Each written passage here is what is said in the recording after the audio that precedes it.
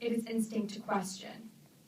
When one reads a statistic about the frequency of a particular horror in the world, for example, that 81% of 10-year-olds are afraid of being fat, we automatically question its reliability, not wanting to believe that such evil really surrounds us, that we're doing nothing about it.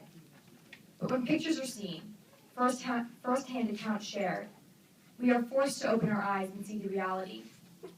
In that moment, we can accept it, write it off as the norms of our society, our culture, or religion, or we can choose to work actively to change it, work towards ensuring that our reality merely becomes a tragic history to future generations. After hearing the stories this past week at CSW, after witnessing the violence that our fellow human beings have been and will continue to be subject to on a daily basis, I believe the choice is obvious. I'm a high school junior at Harvard-Westlake in Los Angeles, where I am bombarded by pictures and advertisements plastered on every street corner and billboard by the media. My image of a woman was a nearly 6 foot, size 2 blonde with striking blue eyes. These were the images I saw every day, and true to the impact they have on us, I never questioned what I saw. Sorry.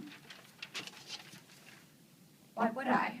They were pictures, and nobody can alter the reality a camera captures, right? Thus, just as the pictures were altered, so is my perception of reality. My experience is not unique by any standard. It is the daily reality of our nation. I remember walking into my 7th grade history class one day, just after giving away half my lunch to avoid the extra calories. On the board, held up by a magnet, was an H&M advertisement. A woman in tight booty shorts, just barely turning her face to the camera. Sex sells, my history teacher told us.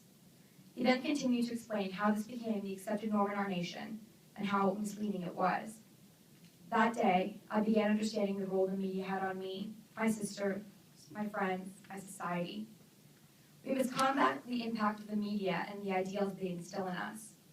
It is much harder to try and fight the way corporations advertise, but changing the way the youth interprets what we are surrounded by can begin by simply starting the conversation. Gender studies classes, bringing to light the impact of the media on the image of both boys and girls, need to be included in the elementary school curriculum of our country. However, robbing us of our identities is not the only thing the media is guilty of. It desensitizes us to violence. Surrounded by images, which we are not compelled to question, our youth accepts the idea that the most a woman can offer is her body. Both boys and girls buy into this false ideal. Thus, a woman's value is diminished in both her own mind and in the mind of boys and men, perpetuating the cycle of violence. This week, I've been inspired to stand up, speak out, and enact the change that is necessary. I plan on speaking to parents, to students, to my little sister's elementary school, to my own school, to public schools in the area, to educate them about being mindful to the media around them. And once this small army is massed, the information will continue to spread. Politicians will be pressured, and change will be inevitable.